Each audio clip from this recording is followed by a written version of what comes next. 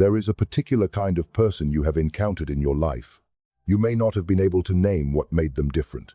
You may not have understood why their presence felt heavier than others, why their silence carried more weight than most people's loudest declarations. Why, when they walked into a room, something shifted, something invisible, something felt in the chest before it was understood by the mind. You noticed them, but they did not seem to notice you back. Not because they were unaware, but because their attention operated on a different frequency entirely. They were watching, they were calculating. They were present in a way that most human beings never learned to be. And you, like most people, may have mistaken this for coldness. You may have mistaken it for arrogance, for emotional distance, for indifference. But what you were witnessing was not coldness. It was not arrogance. It was not indifference. What you were witnessing was mastery. The mastery of the self. The mastery of the mind. The mastery of the one resource that separates those who hold power from those who forever remain subject to it.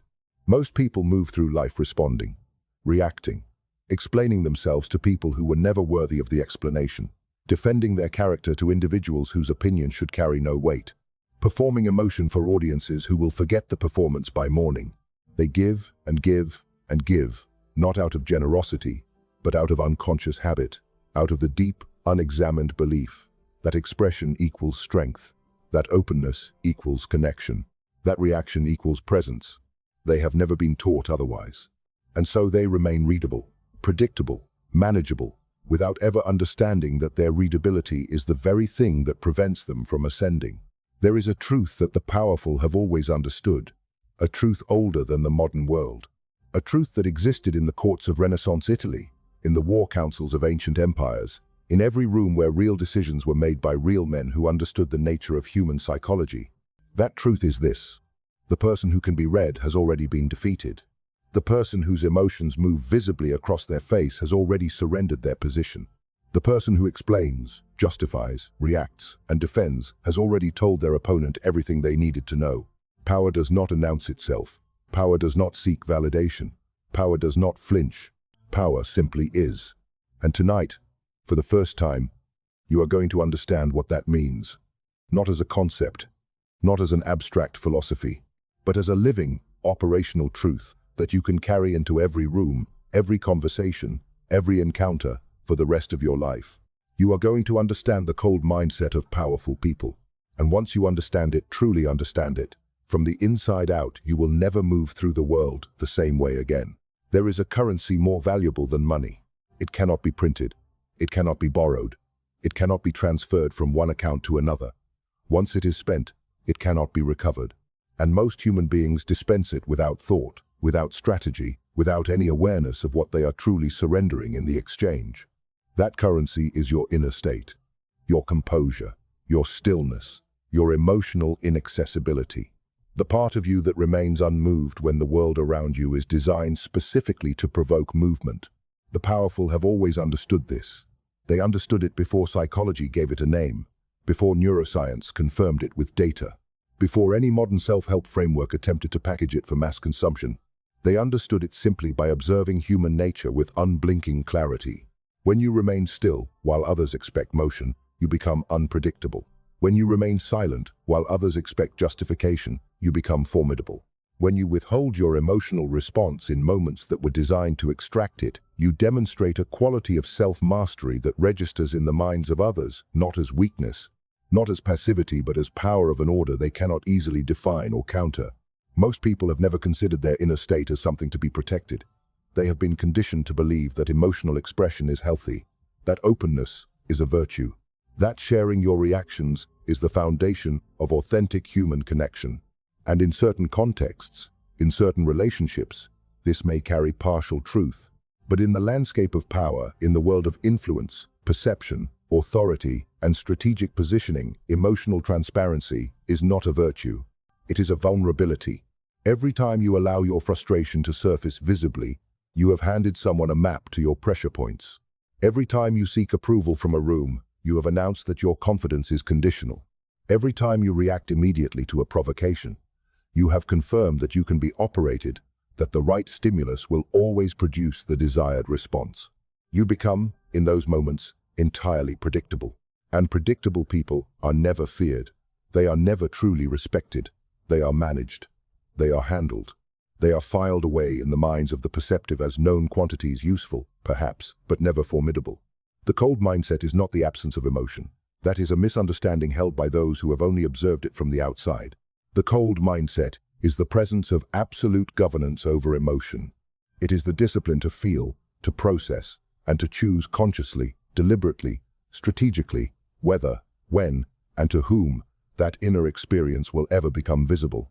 This is the first principle. Guard it. Understand its weight, because everything that follows is built upon it.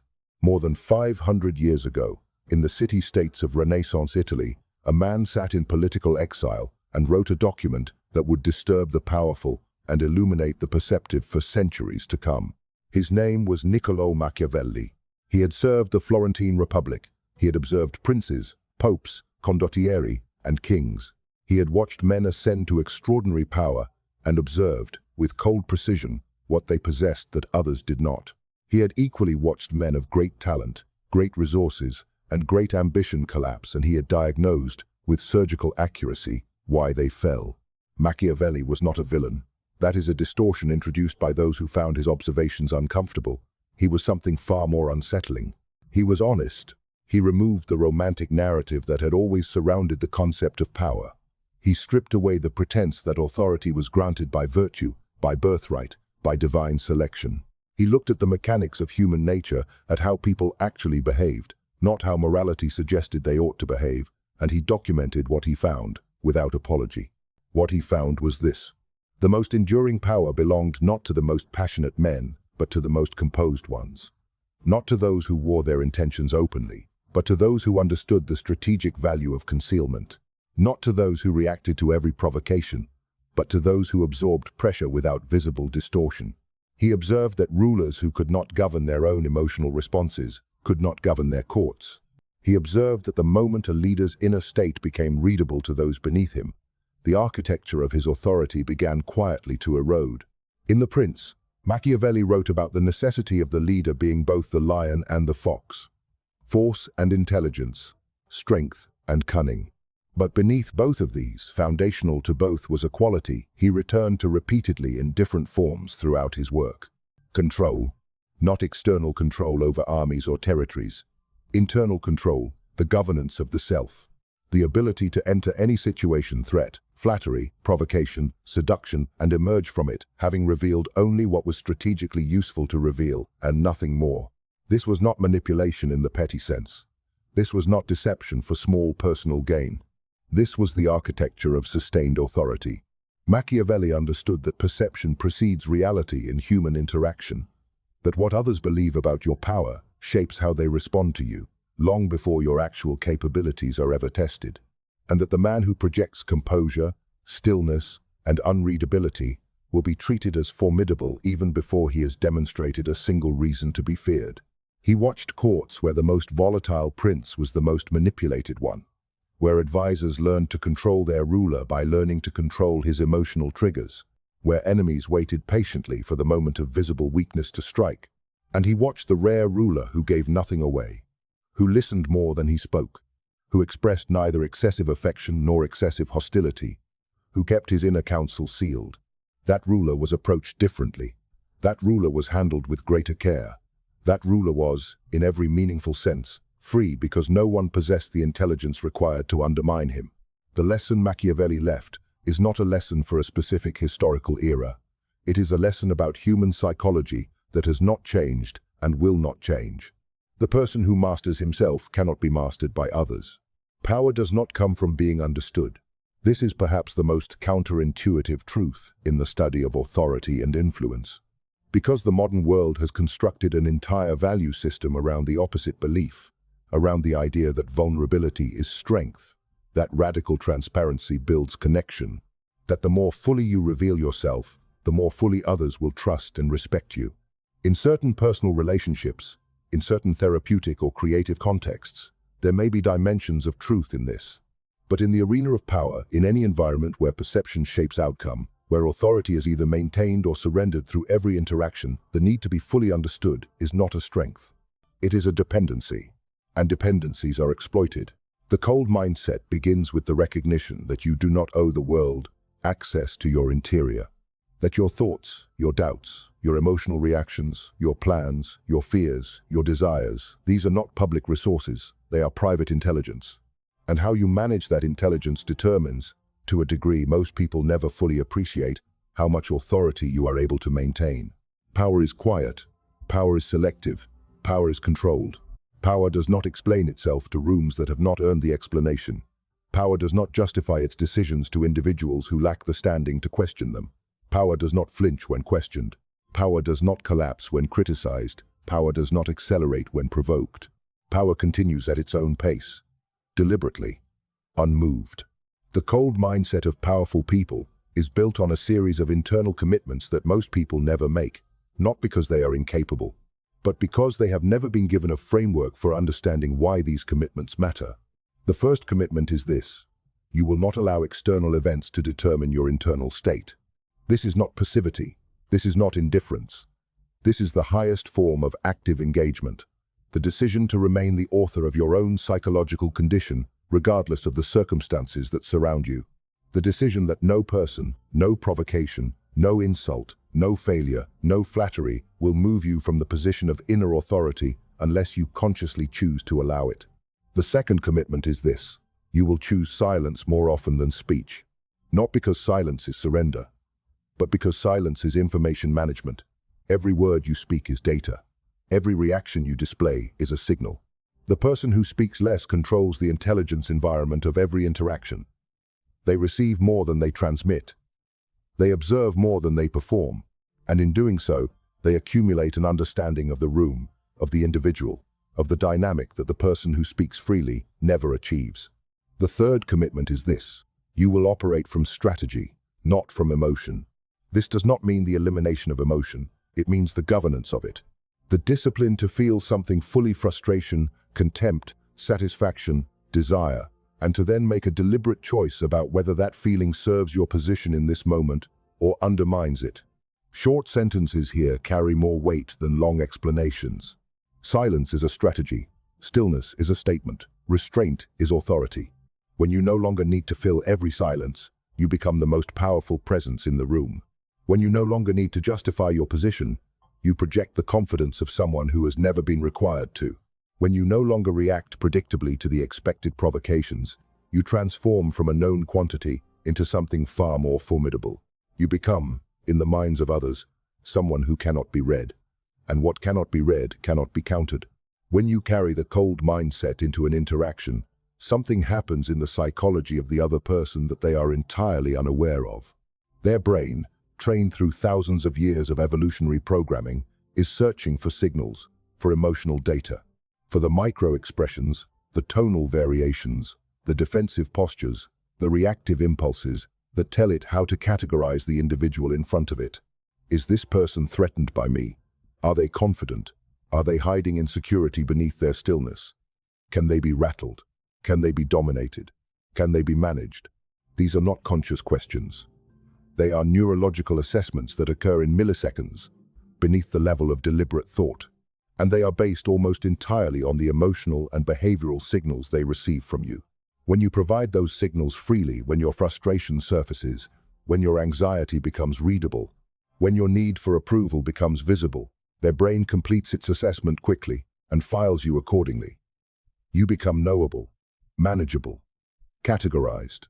But when you provide nothing, when your composure remains intact under pressure, when your expression does not shift in the direction they expected it to, when your silence continues a beat longer than social convention suggests it should, when you respond to their provocation not with the emotional escalation they anticipated, but with a calm, measured, entirely controlled engagement, their assessment process stalls. Their certainty begins to dissolve. Because the human brain, faced with insufficient data, does not conclude neutrality, it does not simply shrug and move forward, it escalates its search. It attributes significance to the absence of information. It begins to construct narratives about what that stillness might conceal. And the narratives it constructs are almost always weighted in your favor. The person who cannot read you begins to assume there is something formidable being concealed. Their confidence, which was grounded in their ability to assess and manage those around them, becomes unstable. The dynamic has shifted, and they know it, even if they cannot articulate why. This is not manipulation in the theatrical sense. You have done nothing false. You have revealed nothing false. You have simply exercised the discipline to reveal less than they expected, and in doing so, you have altered the architecture of the interaction entirely. Obsession is born from this dynamic. The person who cannot categorize you cannot release you from their thinking. The mind returns, repeatedly, to the unresolved assessment, to the question that was never answered, to the individual who never gave them the emotional response that would have allowed them to file the experience away and move on. You occupy their thinking not because you performed for them, but because you withheld the performance they were expecting. This is one of the most profound psychological mechanisms in human social interaction, and the powerful have always known it. They have always understood that the surest way to create lasting impact on another person's perception of you is not to give them everything they came for, but to give them precisely enough to create a question they cannot stop asking. Transformation does not happen in the abstract. It happens in the specific moment, in the specific exchange. In the precise instant when the old pattern would have asserted itself, when the old reflex would have produced the familiar reaction and you choose differently. This is where the cold mindset becomes practice rather than philosophy. You stop explaining yourself to people who have demonstrated they will not hear you. Explanation, in those contexts, is not communication. It is performance. It is the anxious desire to be understood by individuals whose understanding of you was never the actual point. Stop performing for that audience. They were never going to give you what you were seeking. You stop reacting at the speed of emotion. When something angers you, you introduce a pause. Not a performative pause designed to appear controlled. An actual internal pause, a moment in which you step back from the first impulse and assess. Is my reaction here strategic? Does it serve my position? Or does it simply serve the immediate pressure of the emotion that is demanding expression? Most of the time, the immediate reaction serves nothing but the emotion itself. And the emotion, in those moments, is not your ally. It is the mechanism by which others gain leverage over your behavior. You become selective in your engagement. Not every invitation to conflict deserves your participation. Not every provocation requires a response. Not every individual who attempts to draw a reaction from you has earned the right to receive one. The discipline of selective engagement is not passive. It is one of the most active choices available to you, because it requires, in real time, the overriding of deeply conditioned social reflexes, the urge to defend, to explain, to justify, to react in favor of a more deliberate, more strategic, more powerful response, which is often no visible response at all. Your silence, in those moments, speaks with an authority that no words could achieve. It communicates that you assessed the situation and determined that it did not meet the threshold for your engagement. It communicates a hierarchy of attention that places you, implicitly but unmistakably, above the provocation. You become strategic in withdrawal. There are moments when the most powerful move is absence. When removing your presence from a situation communicates more clearly than any engagement could. When allowing others to experience the weight of your silence, to notice that you have not responded, have not appeared, have not validated their attempt to provoke a reaction, resets the dynamic in ways that no confrontation would. This is not avoidance. Avoidance is driven by fear. Strategic withdrawal is driven by the clear-eyed assessment that your absence, in this moment, serves your position better than your presence would. You guard your attention with the discipline of someone who understands its value. You are no longer available to every demand on your focus. You are no longer endlessly reactive to every notification, every complaint, every emotional bid for your engagement. You make conscious decisions about where your attention goes and what it endorses by its presence. Because your attention is not neutral. Where you direct, it signals what you consider worthy of your consideration.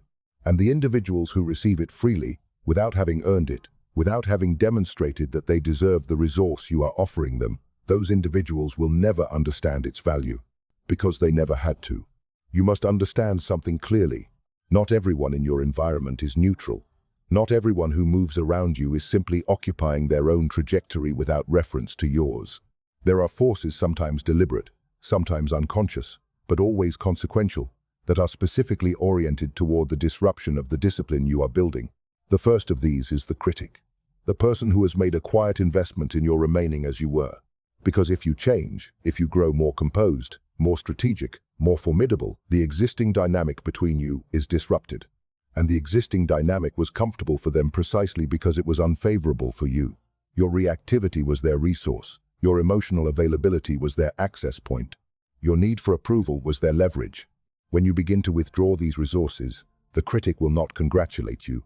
They will challenge the change. They will reframe your composure as coldness, your silence as arrogance, your strategic withdrawal as weakness, dressed in philosophical language. Do not engage this reframing. It does not deserve the dignity of a defense. Your transformation does not require their endorsement. The second is the provocateur. This individual operates through a simpler mechanism. They create pressure. They say things designed to extract a reaction. They push at the boundaries of your composure to see whether what you have built is genuine or performed. Sometimes this is calculated. Sometimes it is simply the expression of their own unresolved internal chaos-seeking company. Either way, the response is the same: stillness, observation, the refusal to give them what they came for. When the provocateur receives no reaction, their mechanism fails, and more than that, they are exposed. The absence of your reaction becomes a mirror in which they are forced to see their own behavior without the camouflage that your response would have provided. The third is the energy drainer. This is perhaps the most subtle and the most pervasive. This individual does not operate through obvious aggression or criticism. They operate through demand, through an endless series of small requests for your attention, your validation, your emotional labor. They do not take dramatically. They take continuously in small enough increments that the erosion is difficult to perceive until the damage has accumulated significantly. The cold mindset protects you from this through the discipline of selective availability, through the understanding that your emotional resources are finite and that their distribution should be governed by deliberate choice rather than social obligation or guilt. You owe no one unlimited access to your interior world. The fourth opposition is internal. It is the old version of yourself. The conditioned patterns, the reflexive responses, the deeply habituated ways of moving through the world that were built over years and decades and that will not dissolve without sustained, deliberate effort. This internal opposition is the most significant, because it knows your vulnerabilities better than any external enemy could. It knows exactly which emotional trigger is most reliable, exactly which fear is most accessible, exactly which insecurity is most likely to override the discipline you are working to build. Acknowledge it. Do not pretend it is not present, but understand it for what it is: the voice of the past, attempting to maintain its claim on your future. And understand that every time you choose differently, every time you hold the composure, when the old reflex demanded expression, you reduce its authority over you by a fraction. Accumulated fractions become transformation. Emotional mastery is not a personality trait. It is not something you either possess at birth or will forever be without. It is a skill. It is a capacity that is built through practice, through repeated choice in real conditions, through the accumulation of small moments in which you exercised governance over your interior state, when every conditioned reflex was demanding something different. This is important to understand because the belief that composure is innate, that certain people are simply built for stillness and others are not, is one of the most limiting ideas that individuals carry into their own development. It removes agency from the equation. It transforms a learnable discipline into a fixed characteristic, and in doing so, it releases the individual from the obligation of developing it. The powerful did not arrive at their composure. They built it, in private, in the unobserved moments between their visible performances, in the quiet work of training their responses over time until the trained response became the natural one.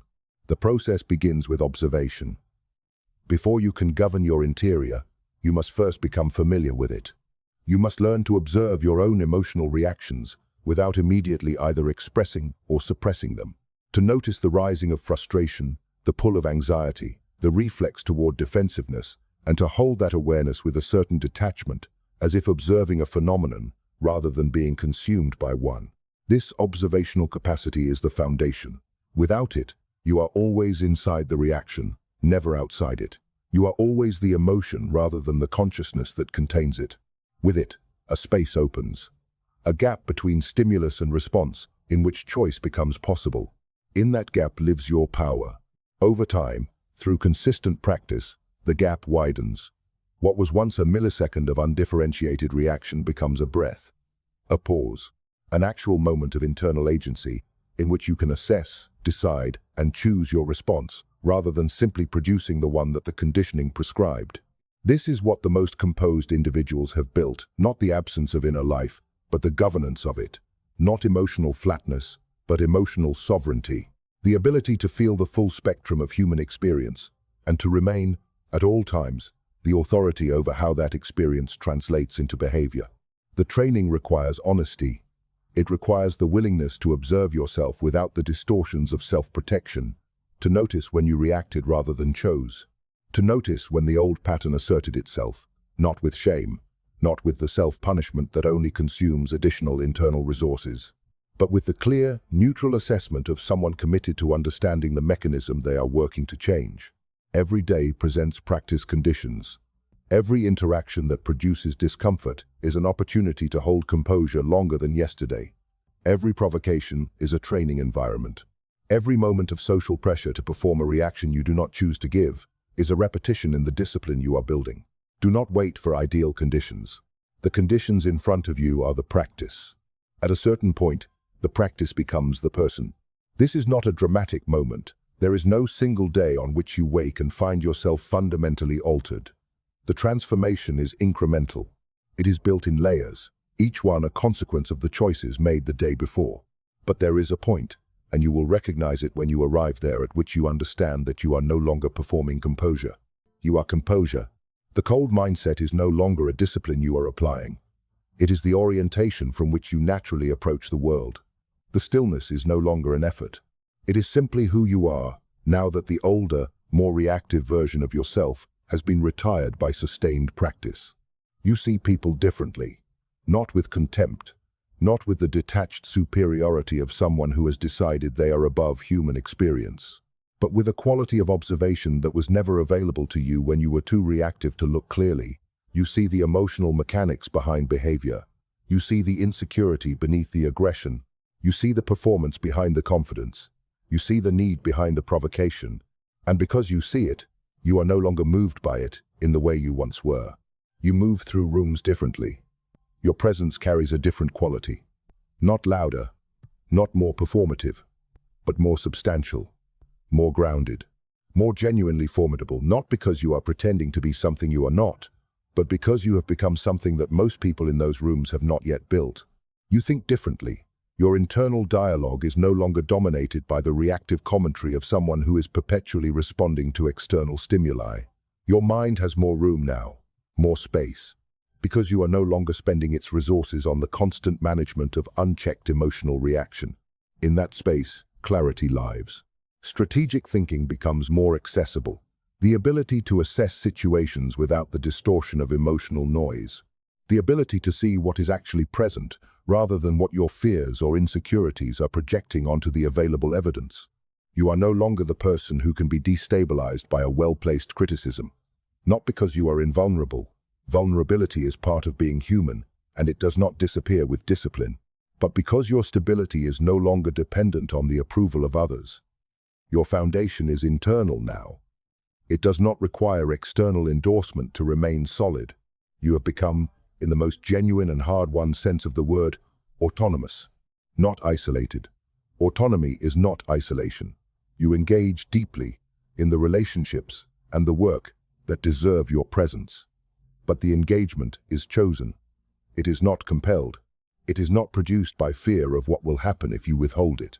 This is the identity that the cold mindset, pursued with seriousness and sustained over time, produces. Not a colder person, a freer one. From this moment, something is different. Not because the world has changed. The world will continue as it was. The provocateurs will still seek reactions. The critics will still offer their assessments. The noise will remain. The pressure will remain. The social machinery designed to extract your emotional responses will continue operating exactly as it always has. But you have changed in relation to it. You now understand what is actually happening in those moments. You understand the mechanics of the exchange. You understand what is being sought from you, why it is sought, and what it costs you to provide it automatically, and what it signals when you choose not to. You understand that your inner state is a resource of profound value, that your attention is not neutral, that your composure, held under genuine pressure, Communicate something that no claim you could make about yourself would ever communicate as powerfully. You understand that Machiavelli was not describing a world that existed 500 years ago. He was describing human nature. And human nature has not changed. The courts of Florence and the environments you navigate today operate on the same psychological foundations. The faces are different. The settings are different. The mechanisms are the same. You understand that the cold mindset is not the absence of humanity. It is the full expression of human potential in its most disciplined form. The decision to be, at all times, the author of your own state rather than the product of external conditions.